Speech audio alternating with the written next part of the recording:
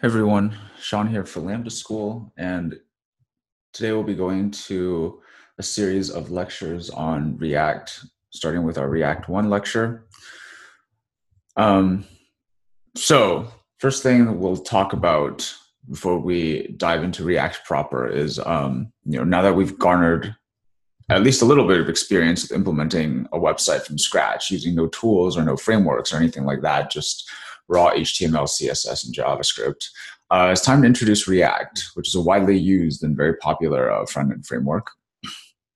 I do want to preface this by saying that, yes, Facebook has gotten a lot of flack for how they've handled React's licensing policies.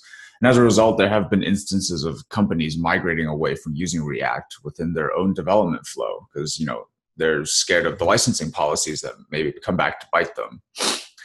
Nevertheless, I think from a pedagogical standpoint, front-end frameworks are definitely extremely important to learn.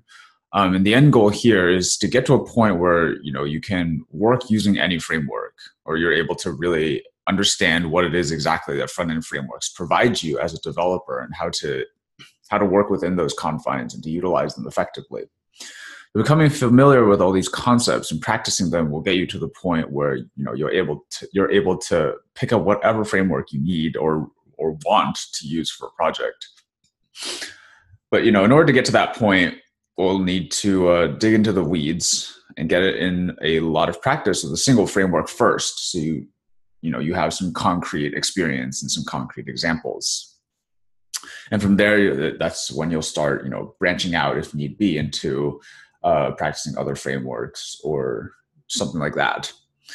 That being said, React still has a lot of momentum going for it and is one of the most well-maintained. It has a large ecosystem of developers, plugins, and complementary libraries that enrich the developer experience for those of us who work with it, right? So that pretty naturally leads into the question, since we were just talking about very high-level front-end frameworks, motivating front-end frameworks. So then, what is React itself? So essentially, React is, of course, a front-end framework that gives developers a way to write and organize our HTML, CSS, and JavaScript code in a more cohesive manner. That also implies that the way we do it, that the way that the way that the front-end framework wants you to organize your code is opinionated, right? So pretty much every front-end framework scaffolds some way to organize your HTML, CSS, and JavaScript code, and that means then that that the way they structure it and how they want you to write your code is them basically telling you their opinion of how they want your code to be organized and how you need to structure your code in order to work within that front-end framework.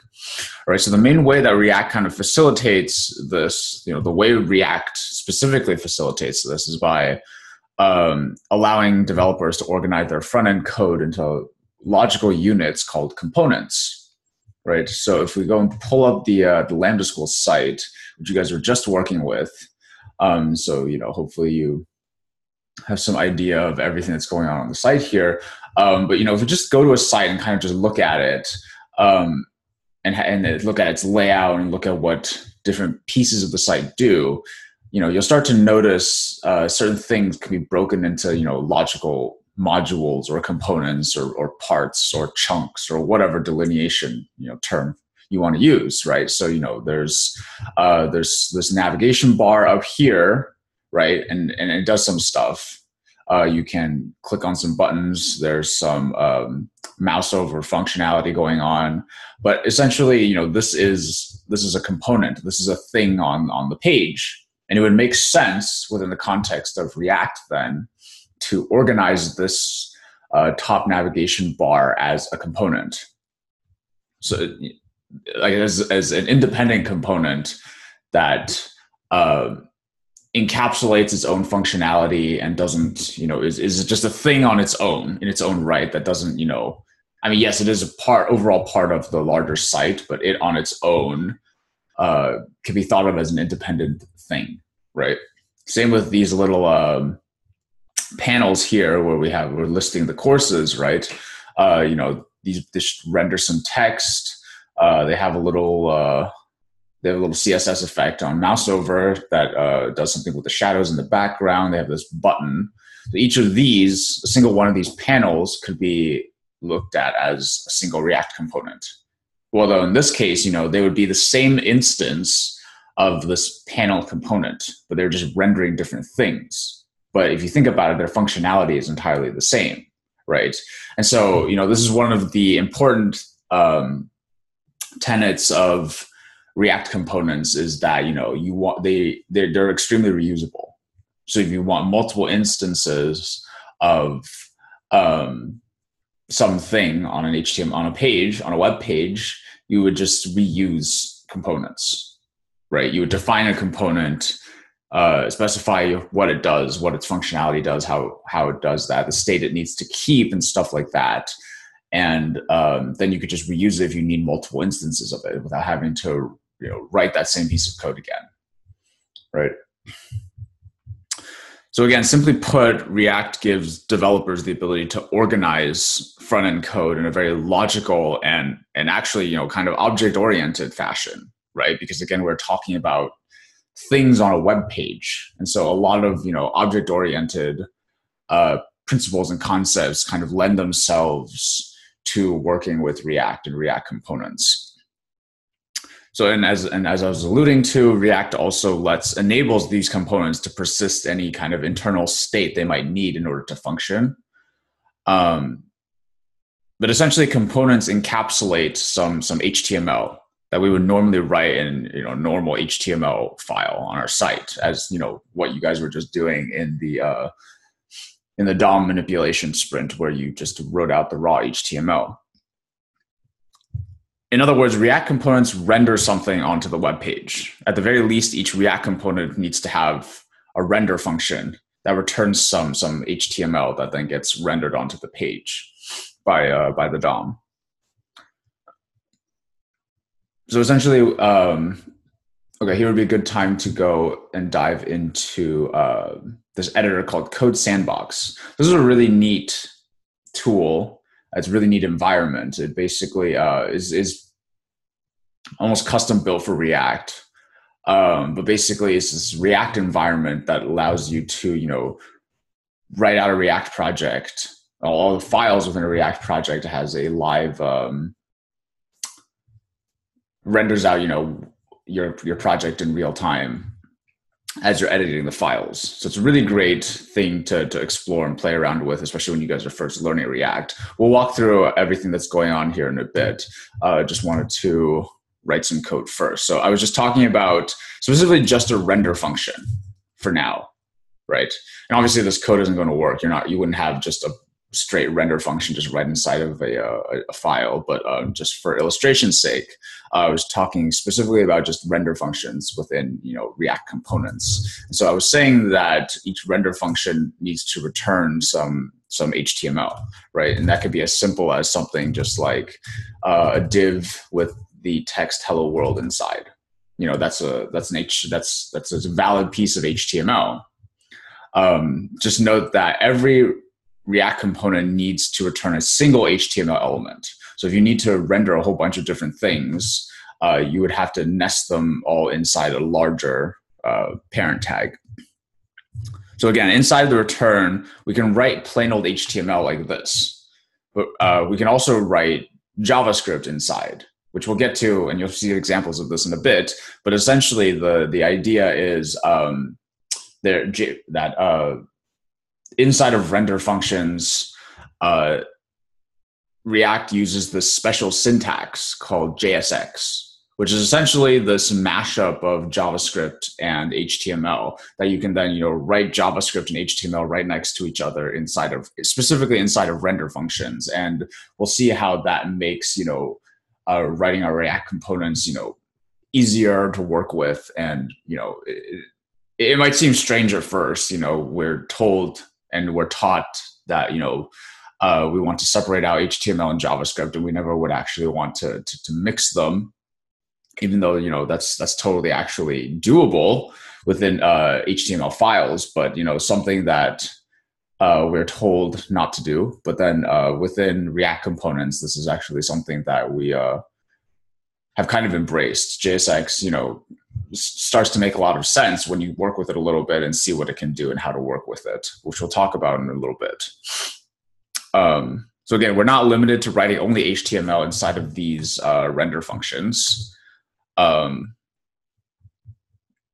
yeah, let's look at some examples. So we'll dive into an actual example of a component now. Okay, so the first kind of component we'll be talking about is it's called a class component. That's why the file is called the class component example. So we're just going to write this out right now. Component.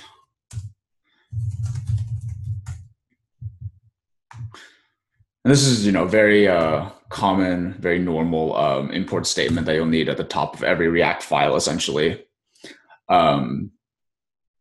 You'll need to import React as well as the component, the base component itself from React. And then we'll need to define and declare the actual class of the component, right? So this is typically the same name as what the file is.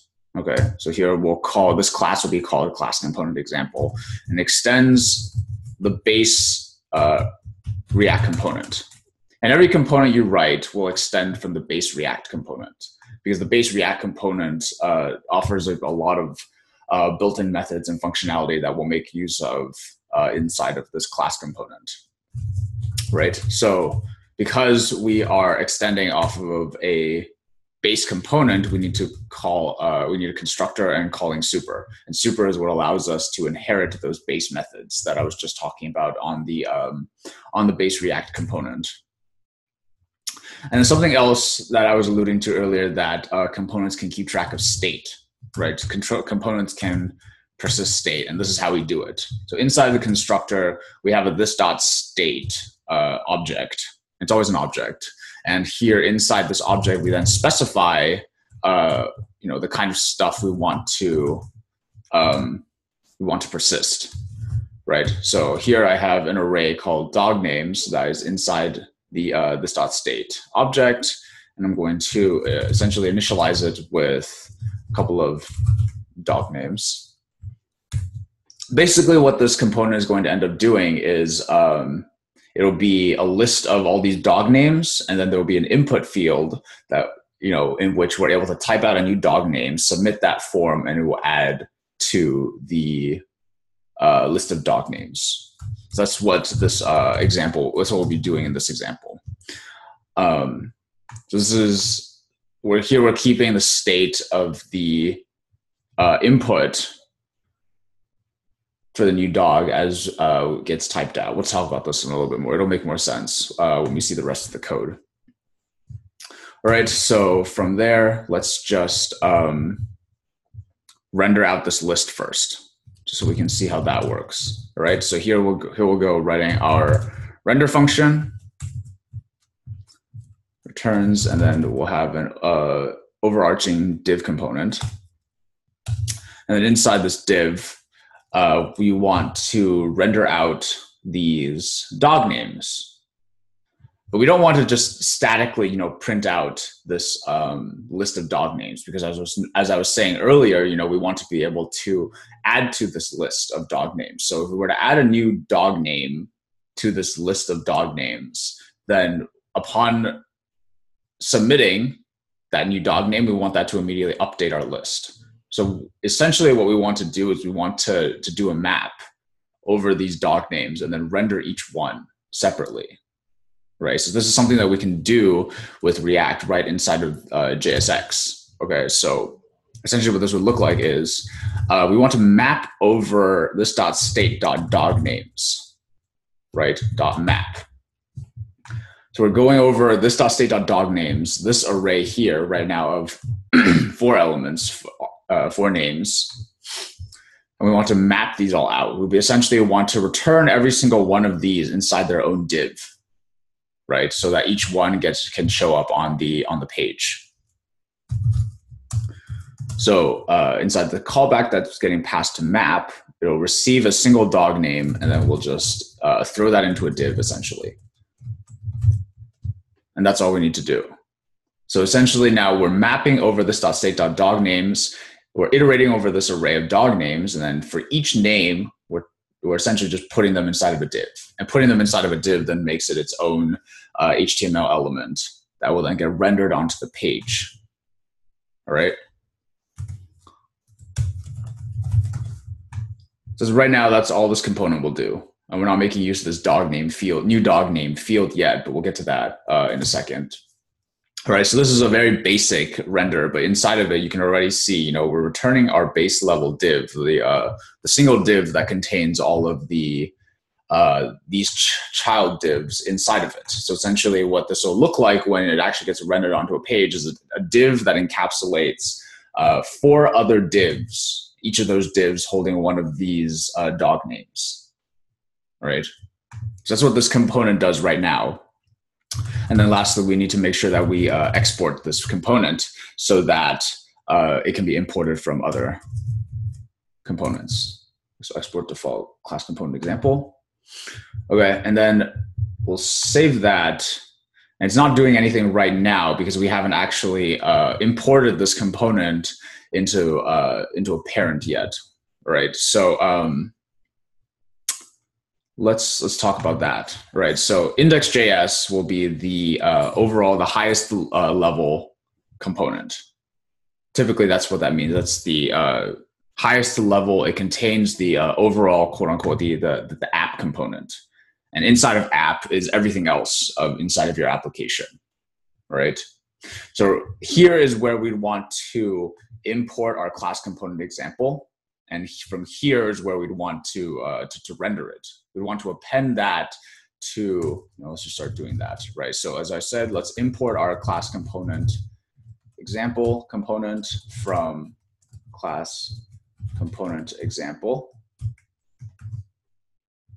And then now that we've imported it, we can just throw it inside of this app component, inside of, braces, as we would any other, kind of HTML tag, right? But because it's self-closing, let's just do it like that. So it closes itself. And here we see all of a sudden, we're rendering this class component example. So we're laying or specifying it inside of our overarching app component. And now that we've specified it, this class component example is now running, it's executing, it's rendering what it's been told to render. So now it's rendering out all these dog names, right? And here again, we can inspect and see here. This is the larger div. This div here on line 15 is this larger div here that contains these 4 divs, each one with a dog name inside of it, right?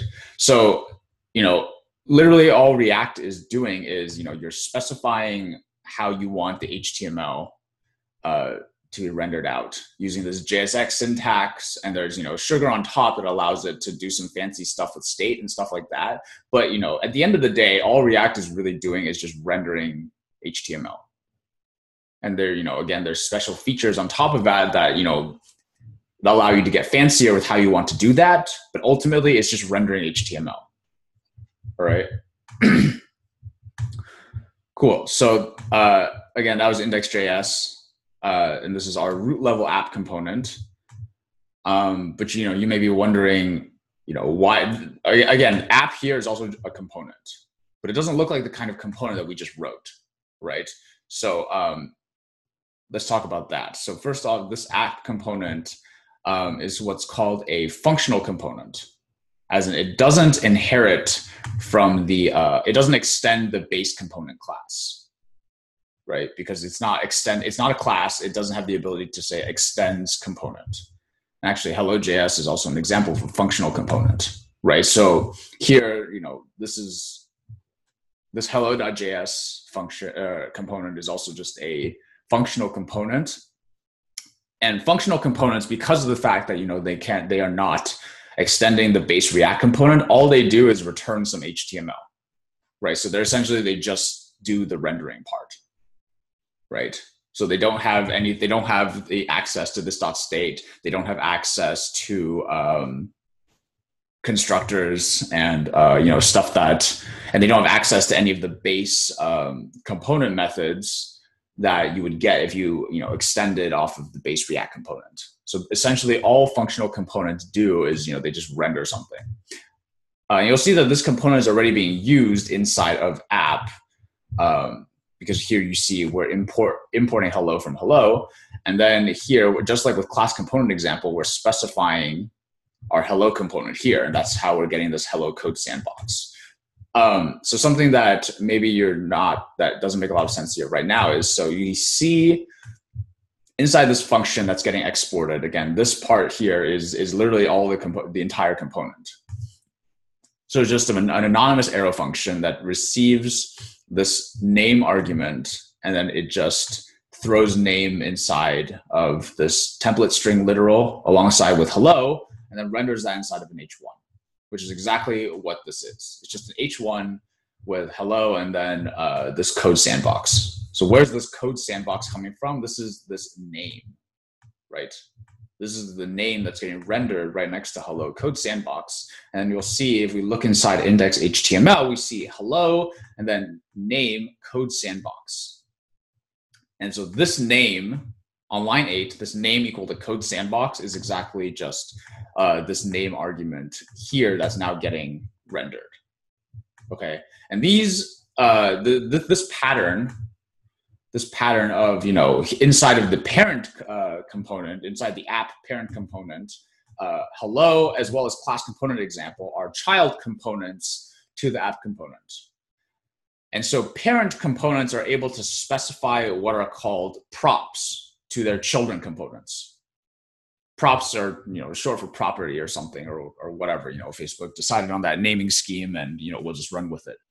But essentially what's going on here in line 8 is, we're specifying, we want to render the hello component, and then we want to pass it this name prop. And name is exactly the prop that Hello.js is expecting.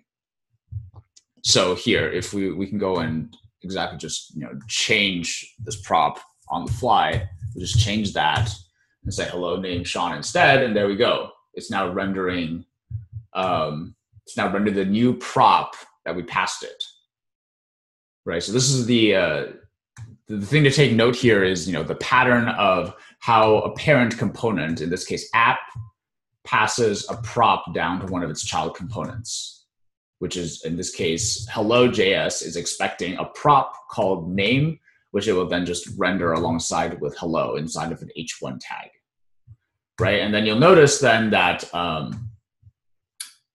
class component example, we're not passing any props to it.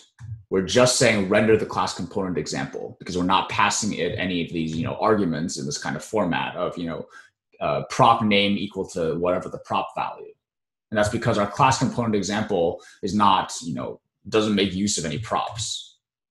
Everything, all the state that it's keeping track of is kept internal to the component itself. In this case, these dog names. But essentially what props are a way for parent components to pass state down into child components, right? So that's what's actually going on here. This is the pattern that we're talking about in React, right? Again, app, the parent component of hello and class component example, is passing some piece of state, in this case name, equal to whatever the name is. That's some kind of state, right? We're passing that state into this child component. And then that child component is doing something with that piece of state, that prop. And in this case, it's literally just rendering that out along with name, along with hello inside of an H1, right? So this dot state, again, the difference between props and state, going by the actual words, because again, both props and state are different ways of handling actual state in your application, right? But the difference between props and state is that state is kept internal to the component. And then, these dog names never actually exit the boundaries of this class component example component. It's all just, used internally by this component and nowhere else, at least, Whereas in Hello.js, this name prop, again, a piece of state, is getting passed down by its parent component.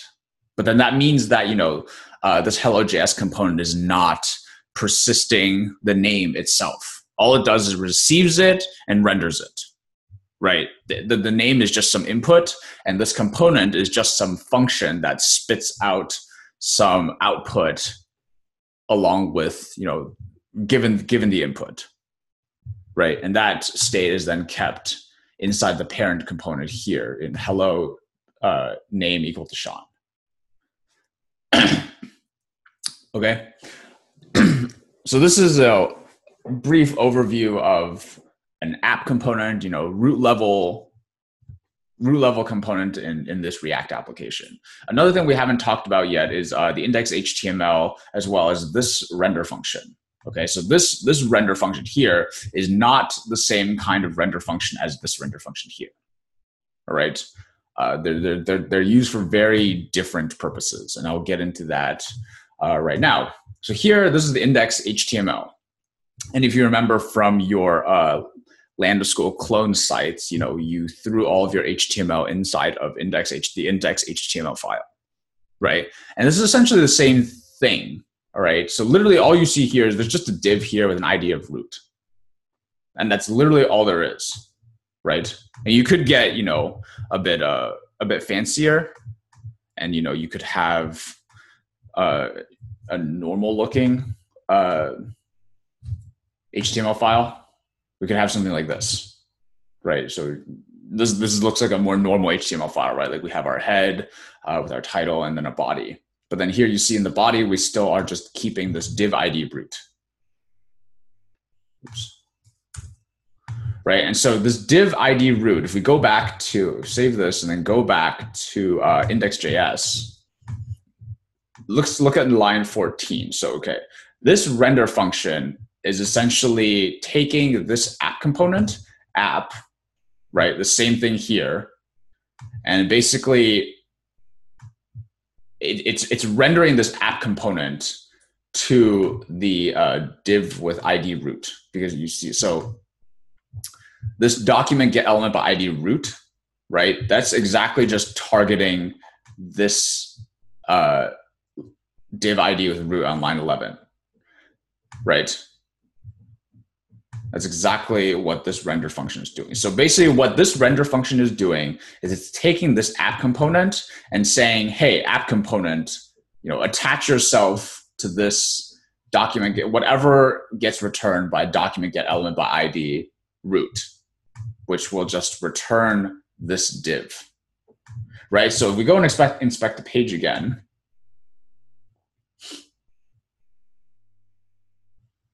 if we go and inspect the page again, this head and this body are exactly the head and body that we had specified inside of our index.html. So if we go inside body, you see title, React one example, and this is the comment we had inside this comment here. This is the target element that React is going to find and render out all of your components. And then here we have div ID root, which is exactly the same div ID root on line 11. But then we look inside, and now, we keep looking. This is all of the stuff that React is now taking care of and attaching, nesting it inside of this div ID root, right? So we can continue to look down, and here we see, here's our div with the 4 dog names, right? So essentially, again, all that this render function inside index.js is doing, and again, it's a different render function. This render function on line 14 is this render function here that we're importing render from React DOM, again, which is not a render function that comes from off of the base React component, right? So this render here is coming from extending the base React component. But now this render on line 14 in index.js is coming from React DOM. And this is pretty much the only place that you'll use this kind of render function is inside of your index.js component, your root level component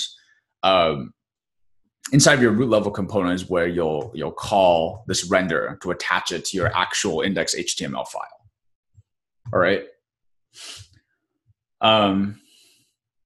Cool. So now let's, right. So we were talking about, we wanted to have, by the end, we wanted to have a list of dog names, and then we wanted to basically also have an input and a form that will allow us to add new dog names. All right. So this will segue us into talking about, how we update this dot state object inside of this class component example, right? Because if this state just stays static, well, that's not very helpful, right?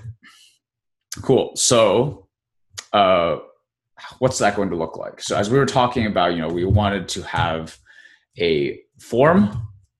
So let's do that. Let's add a form, and we'll have an onSubmit. Oops. Let's close that. Yeah, so it won't render right now because our code isn't valid, but we'll fix that as we go along. So, and then inside this form, we'll have an input type text, and we'll have an onChange, which will invoke a function every time this input detects some kind of change. So like whenever a user, types in some text into the input box, it also will invoke an onChange function. Let's add a placeholder, and it'll be called, add a new dog, and then a value. So this value is inside this input is, what is the input box actually rendering? And here, this is where we'll specify this dot state dot new dog, right? This new dog string here, even though right now we initialize it with an empty string, which means that, the input is empty, essentially, is what that's saying. Oops. Right, it's kind of slow. All right, so this is what the input will look like. Now we need to specify these onSubmit and onChange functions. Okay, so first let's start with the onSubmit. So let's call the onSubmit function add new dog.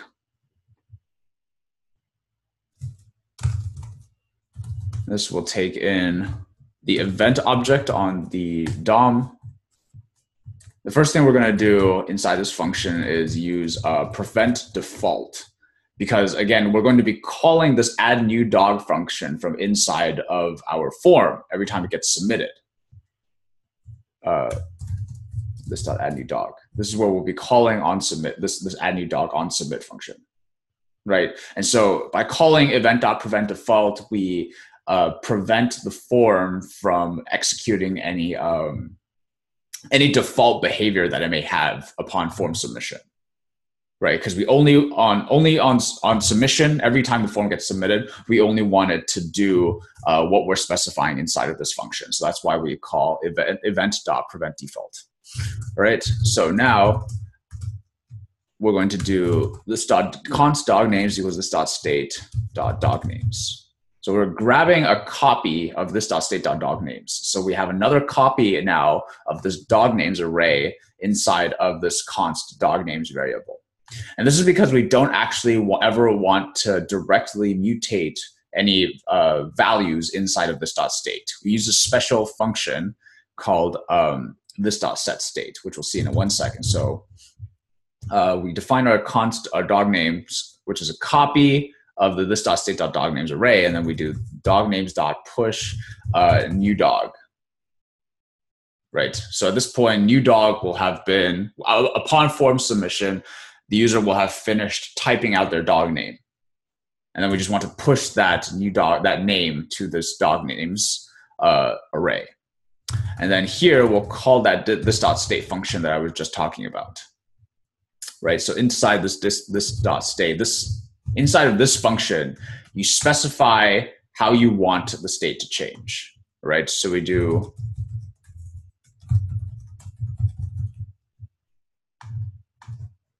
we basically set new dog to empty string, right? And the logic behind this is at this point, when this function is being called, the user has already typed out their dog name and they've hit enter in order to submit the form. So once that's happened, at that point, our new dog, this string here on line 9, the new dog inside of state will be a string containing the input that the user gave us. It won't just be this empty string, right? And so then they submit, and essentially at that point, what we want to happen is we want the input box to be cleared out. We want it to be empty so that it's ready to accept the next input from the user, which is why we specify this on line 18 inside of this .set state, inside of this add new dog function, which gets called on every submission of the form. Okay, so we clear out the input value, right? This .state.new dog, this value here in the input, set that to an empty string again, and then we specify this .state.new dogs is now the dog names, this dog names array here. So essentially we're just saying update this .state.dog names, this array with 4 elements, to now be this new dog names array, which now has at least 5 elements because it got called on a form submission, which meant a new dog name was added. Okay. So that's our function that gets called whenever we submit a new dog name. And then we need to also handle this on change here. So again, this on change will be the function that gets invoked every time input detects some kind of change. So every single letter, for example, that the user types into the input, that's a change. And so we need to go and update something in accordance with every single change. So let's call this function handle new dog name input. Same thing here. This will also take in the event object, but here we won't actually be calling event.preventDefault because there's actually no need to do that, because the input, the default behavior of when you type into input or doesn't actually have any adverse effects that we want to avoid, unlike with upon form submission. Because typically upon form submission, one thing that might happen is like the page, the form might get submitted and the page would just refresh, but we want to avoid that. So here inside of handle new dog name input, what we're going to do is we're going to say this .set state new dog event.target.value. So every time every time a change is detected on change inside of input, it will go and update new dog inside of this .state with event.target.value. So we're slowly building up this new dog name string. So here we'll say inside of this onChange, we'll specify this handle new dog name input, and there we go. We see that fixed the fact that our rendering our function wasn't rendering. Sorry, that our app wasn't rendering.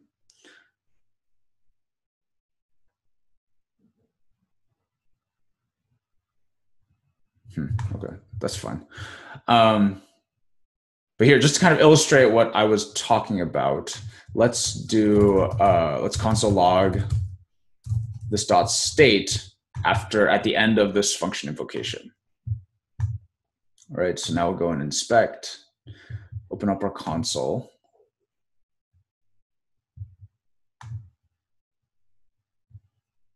That's fine.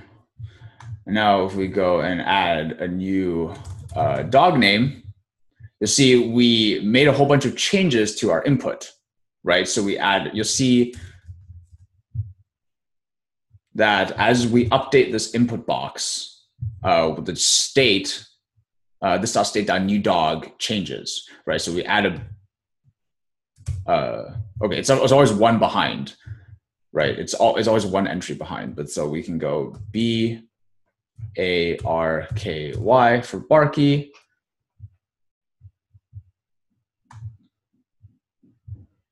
So just one behind. It's one entry behind is when it console logs when a console logs out this.state, it's one behind at this point. And that's partly because this .setState is an asynchronous function. So it doesn't actually immediately execute right when you specify this .setState. It's actually, it's an asynchronous function.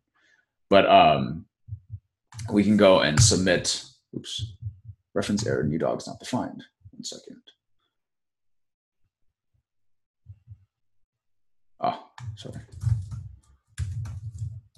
State.newDog.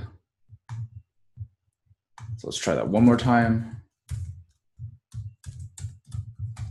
Barky, and then here we submit, and then there we go. It gets added to our list of dog names. All right.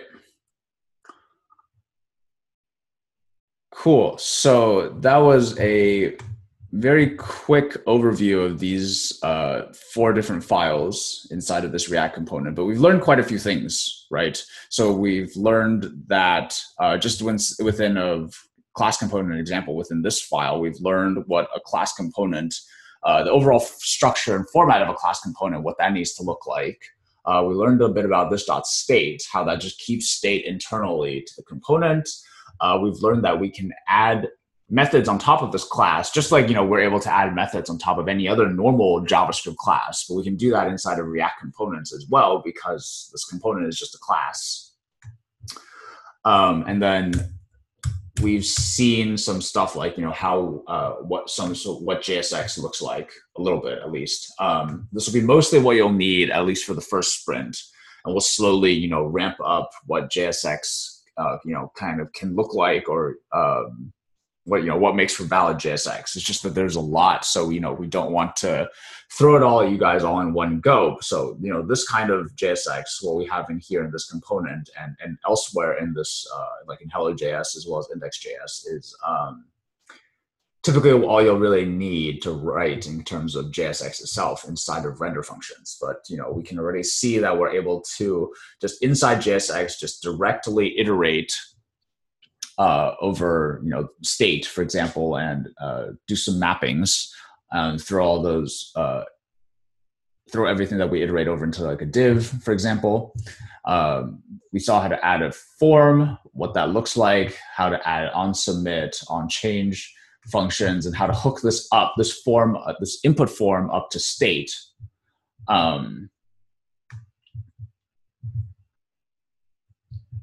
Right, so let's save that. And then we walked through Index.js, how this app here is just another, is literally just another React component. It's a functional React component, meaning it doesn't extend off of the base component class. So all it does really is just render some stuff. It's just rendering whatever it's returning, this div right here. That's, in this case, that's all it actually needs to do.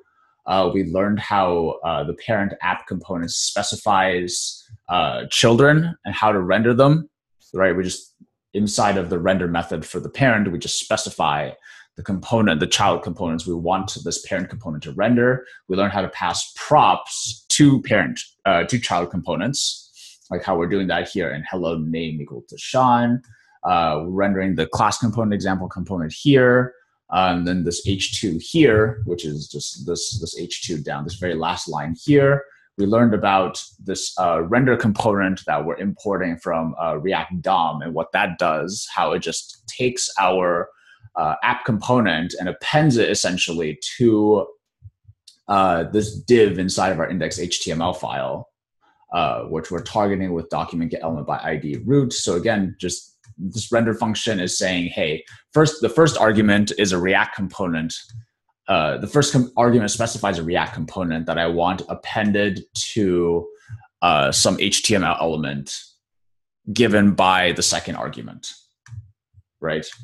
Again, index.html shouldn't be anything you guys haven't seen here, except for the fact that, all we do is just specify an empty div with some way to target it, just to specifically target that div. So you maybe don't necessarily want to use like a class instead of an ID. An ID in this case would probably be more suited because we only want to target one specific HTML element. And then finally, Hello.js was just another example of a very simple functional component. that literally just it receives a prop called name in this case and renders it, but it doesn't persist any of that state on its own. All right, so that was a pretty, I think it was a pretty thorough walkthrough of, some very fundamental elementary React concepts and how to kind of tie them all together. And hopefully you have a sense now of, how this improves upon the developer experience of writing a site versus just doing it the way you guys did in the DOM manipulation sprint of writing raw HTML, CSS, and JavaScript on its own. React really does make it easier to implement a whole bunch of different kinds of features, specifically the fact that state, it can be persisted right inside of the components themselves alongside the HTML that you're actually rendering, which is a really nice feature. Cool. So here, these are the introductory React docs. You may want to take a look at these. And then here, we'll link you guys to the React 1 mini sprint, where you'll be essentially just regurgitating a lot of these concepts that I just talked about here in this lecture. And it'll pretty much just be as simple as that. But, it's important to get in that practice and to really go through the motions yourself instead of just watching me do it, right? Cool. So I think that'll be it for this lecture. That should be enough information for you guys to get started on both the React mini sprint as well as the main React sprint.